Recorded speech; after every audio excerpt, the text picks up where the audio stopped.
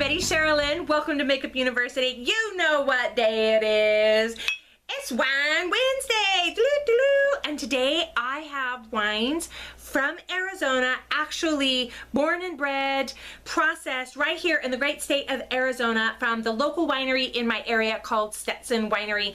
I'm gonna introduce you and let you know about these wines, but before I get into that, hey, if you just got to the channel, welcome. I'm glad you're here. If you're returning, welcome back, and remember, subscribe so you don't miss a notification, ding the bell, of when a new video goes up. They tend to go up Monday and Wednesday, and the videos are just a support for the written blog. So make sure you join us over there, makeupuniversity.blogspot.com. Okay, so I've got my handy dandy picnic shirt on, ta-da, because I want to introduce you to these. This is called the Cultured Cowgirl by Stetson Winery.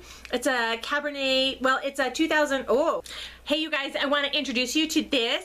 This is called the Cultured Cowgirl. It is a 2016 Arizona Malbec. Let me let you know about the, right here on the label. This local Malbec has red fruit flavors and earthy plum notes. Perfect for any cowgirl or cowboy who wants to kick back after a long day on the ranch.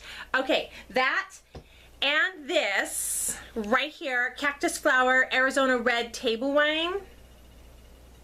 Little sweet, little sassy. These are bottled for Stetson Winery in Camp Verde. So when you look at the state of Arizona, I'm on the very edge next to the Colorado River.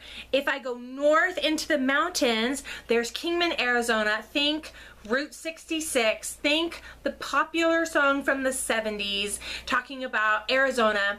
Think about Route 66 and think Lightning McQueen, and think Get Your Kicks on Route 66. If you keep going north a little bit further and off to the left, there's Stetson Winery. And there's a curious thing.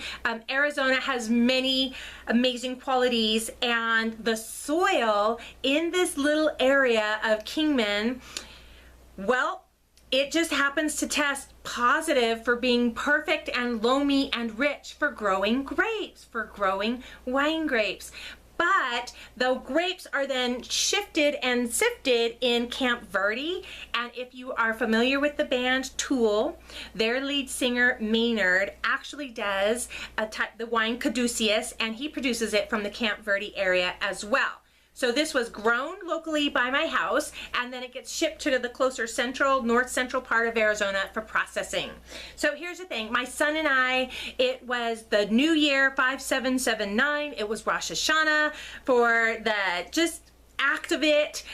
We went to our local winery, Stetson Winery, and we did a grape stomp, like a good old-fashioned, I Love Lucy, get your toes in those grapes. And I had been researching it on the internet, and I was, manage your expectations, I was expecting to see something like what I saw on the YouTubes. No, that's not what happened. Everything is processed mechanically, and so what it was like a demo tub, and there was just two tubs there, like wooden wine barrels, wine caskets, cut in half with a bunch of grapes on them, and then we went and put our toes in there, and it was just like a demo. So I was a little disappointed because like I was stretched out. I was really expecting to get in there and get my toes and work up a sweat and a hunger, and then I was just gonna smash some grapes. So was my son, and then it wasn't like that. It was more of a photo op. But I'm glad we did it. I'm glad we had the experience. 5779 is all about the new wine, so that's why I bought these two bottles to try them. Now let's talk about the wine. Enough about the experience. The Arizona Red Table Wine is exactly like the label says. This is sweet. It's good. You know what? These are kind of things that I just buy because maybe it's guilt. We were there and I want to support my community. So I had a sticker shock. Yeah, normally I buy a $10 bottle. This was 21, this was 24, and I about choked, like, what? So in my tasting experience, I felt like I was getting like the $5 to $8 bottle in a $21 price point and over $20. So was it nice? Yes. Am I happy to support my community? Yes. Would I buy it twice? No. This is the Malbec, the cultured cowgirl, and again, same thing. I don't normally buy a wine over $20, and when I do, it's really to celebrate something. So that's how I made peace with the nearly $50 in wine for 2 bottles, and they weren't, wow, wonderful. They're okay. They're, in my opinion, not $20 per bottle worth. I'm not gonna claim that I have the most sophisticated palate. I'm just your local home sommelier. I'm not the sommelier in the Michelin starred restaurant.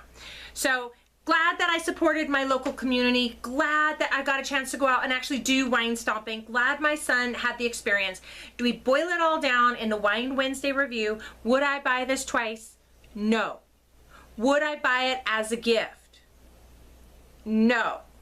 I've got some fun ones coming up that I reviewed that were in the $10 range and were absolutely delightful and more in a price point that could work in a busy single mom's budget as well as work as gifts. 100 days countdown, like maybe even less by time this video airs, till Christmas. I haven't started shopping one bit. I have a list of things I want to get for gifts, but other than that, I haven't shopped at all, and it's horrifying. I don't feel prepared, and I like to feel prepared. Okay, well, you know, before this gets long, I'm glad you joined me for a Wine Wednesday for a review. I'm glad to be trying something from the home state of Arizona. If you have a chance, visit stetsonwinery.com. You'll learn more about the winery, more about the wines. They might sell it online. Don't quote me on that. I'll put a link below that's easy for you to use and click, and maybe you'll try it too. It might still be harvest season in your area. Google wine stomping, grape stomping, and your zip code, and maybe you'll find one too and you'll go have that experience. Hey everybody, I'm Cheryl Lynn. This is Makeup University. Thank you for watching, and remember, you look really gorgeous today.